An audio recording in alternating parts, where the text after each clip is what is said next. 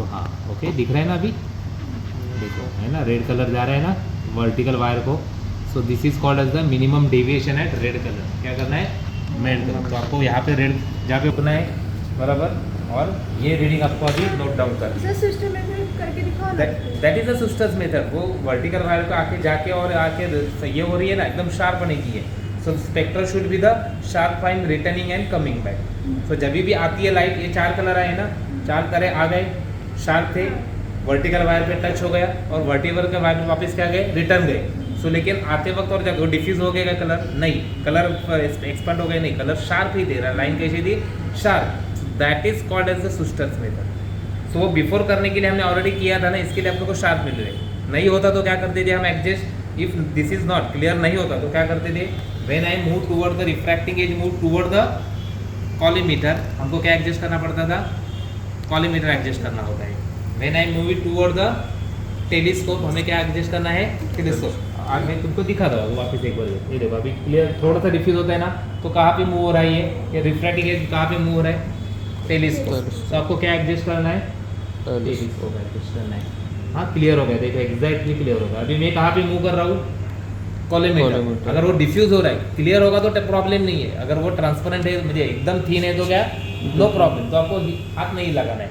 लेकिन आपको लग रहा है कि लाइन थोड़ी क्या हो रही है, मोटी हो रही है, जाड़ी हो रही है, थिक हो रही है, तो आपको क्या करना है, ये स्क्रू से क्या करना है, आपको एडजस्ट करना है। But now it is a sharp है, शार्प है तो कोई नहीं, ऐसे 2-3 बार करना है, कितना खाली, तो आपका सुस्टर्स मेथड डन। ये देखो अभी दोनों भी देखा, मैंने वीडियो में भी आपने देखा कि लाइन क्या हो रही है, आते वक्त और जाते वक्त क्या करिए, sharp. This method is called as the Schuster's method. Once the Schuster method is done, now vertical cross wire आपका जो मिनिमम डिविएशन है, तो लाइन जो कट हो रही है, सो वर्टिकल वायर को क्या होना चाहिए, रेड। सो वो रेड वायर को मैंने अभी आपको दिखाया, तो वो वहाँ पे आके आपको रुकना है। ओके, तो मैंने यहाँ पे आके रुक दिया। So now you have to take the reading for window X and window Y. So take the reading at the window X and window Y for the red colour. बाद में क्या करना है आपको, adjust this with the help of this fine screw. आपको क्या करना है, कौन से कलर पे जाने का, नेक्स्ट कलर कौन सा है आपका, green and yellow 1 and yellow 2, तो आपको ग्रीन कलर पे जाने है। Okay, so with the help of this current you go to the now the sustrus, the vertical wire is now at what, green color. So take the reading for the window X and window Y. Third one is a yellow one. Okay, third one is a yellow one, and last one is a yellow 2. Okay, so this is a reading of the green blue wire, green wire and blue wire. Okay, so and last one is a blue wire, blue color. Okay, so you can see now the fourth color is the blue color. So this is the reading for the blue color. Now we can see, so blue, you can see the angle of minimum deviation at the blue color. Okay, दिख रहा है ना, blue line पे आ रहा है और जा रहा है return. So this is the minimum angle deviation for blue colour. So we have to find out the minimum deviation at blue, green, yellow 1 and yellow 2. If you can see the picture निकल जा रहा है इसका. If you can see the picture of the colours, you can see the picture of the colours on this top line. Okay, and if it is a green line and yellow 1 and yellow 2, right? So blue, green, yellow 1 and yellow 2 line. So there is a very gap difference between the blue line and blue, whereas the green line and the yellow line, the distance between them is very less compared to the blue and green, and these yellow 1 and 2 yellow are the very close to each other. So your angle of deviation is also like this. So here this angle is a more comparative to the green and this. And finally you have to take the reading, direct reading. So before take the direct reading, we have to measure the what? A, that is the width of the slits. Okay, so for that we have to first mount this at the telescope.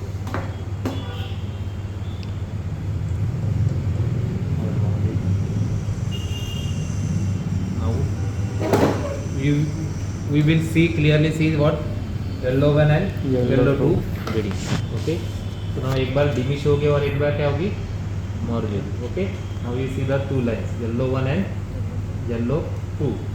So now it is a completely closed. First it is what completely क्या कर रहा हूँ मैं close कर रहा हूँ. So you can have show the any fringes. अभी मैंने क्या किया completely close किया. क्या किया आपको स्पेक्ट्रा दिखेगा क्या नहीं दिखेगा right and your reading is 0. So now I M slightly opening.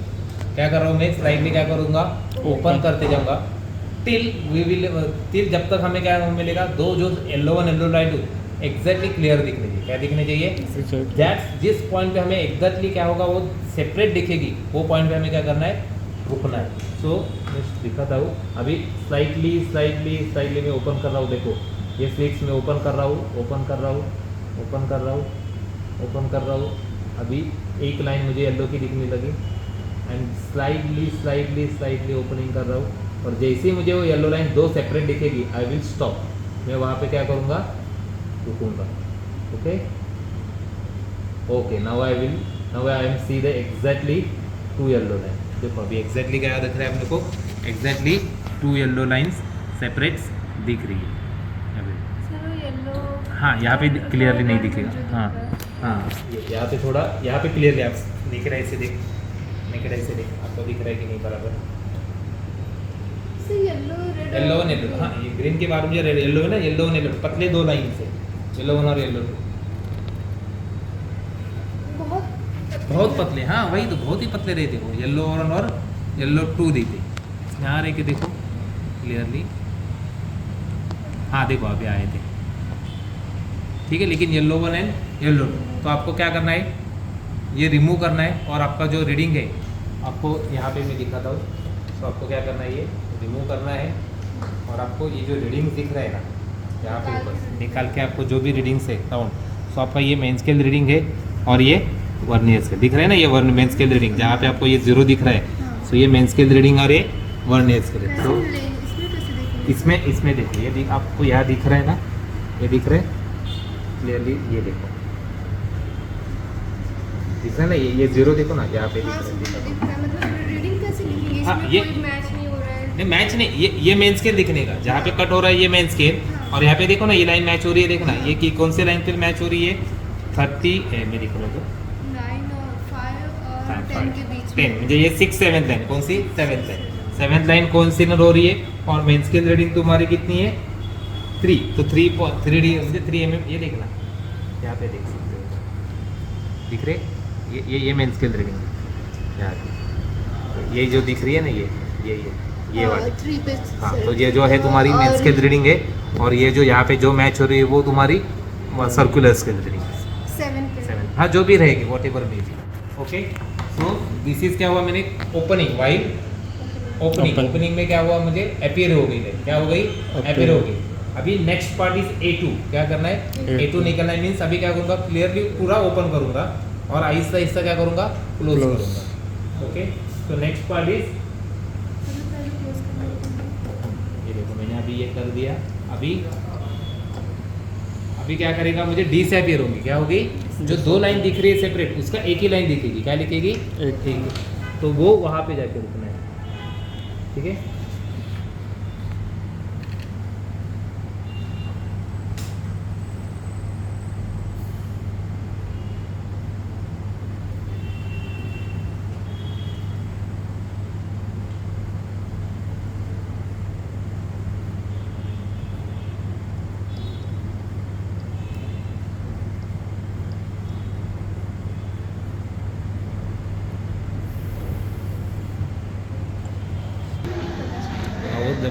Photo का ये हो गया इसमें क्लियर आ रही है लेकिन एकदम पतली जैसे मुझे जो क्लियरली दिखती है ना वैसे नहीं दिखती.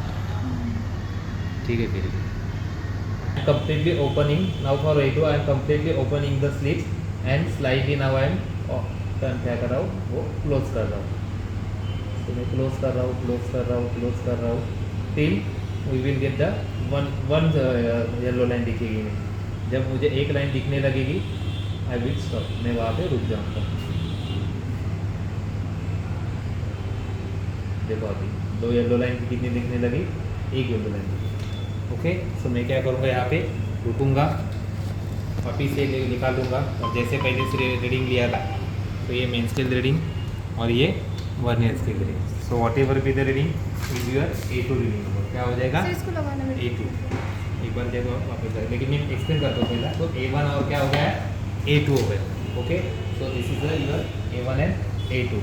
आफ्टर देन क्या करना है, ये रिमूव करना है आपको, प्रिज्म रिमूव करना है और कौन सा लेना है, डायरेक्ट लेना है, डायरेक्ट। तो ये आपका क्या हो जाएगा, डायरेक्ट रीडिंग होगा। तो ये direct reading for window X and window Y. Once अपना क्या हुआ, रीडिंग्स कंप्लीटली।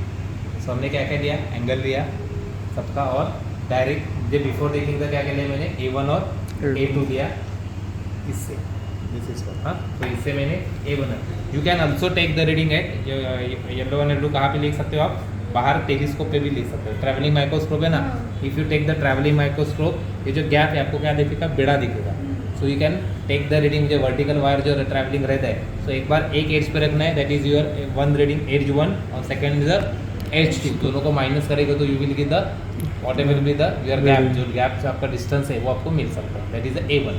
सो आपको जैसा इजी पड़ता है, इधर डायरेक्टली यहाँ पे रीडिंग लेना है तो यहाँ पे रीडिंग ले लो, और इधर रिमूव करके कहाँ पे लेना है, ट्रैवलिंग माइक्रोस्कोप। सो ट्रैवलिंग माइक्रोस्कोप के आपको भी 2 बार रीडिंग लेना है, एक बार A1 के लिए और एक बार A2 के लिए। और बाद में दोनों का क्या करना, निकलना है एवरेज निकलना है। क्या निकलना है, एवरेज। और ये सब होने के बाद आपको खाली जस्ट टेबुलर फॉर्म पे वैल्यू पुट करने हैं, और लैम्बडा निकालने के बाद आपको म्यू निकालना है। क्या निकालना है, म्यू।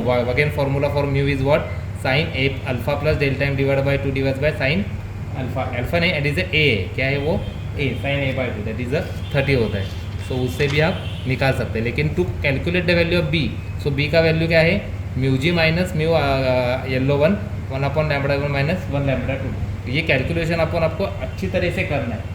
सो काफ़ी बहुत है कि यहाँ पे मिस्टेक करते हैं, तो आपको B1 और B2 की वैल्यू एकदम परफेक्ट नहीं करनी है। For then B is equal to B1 upon B2 plus 2, that is average of B।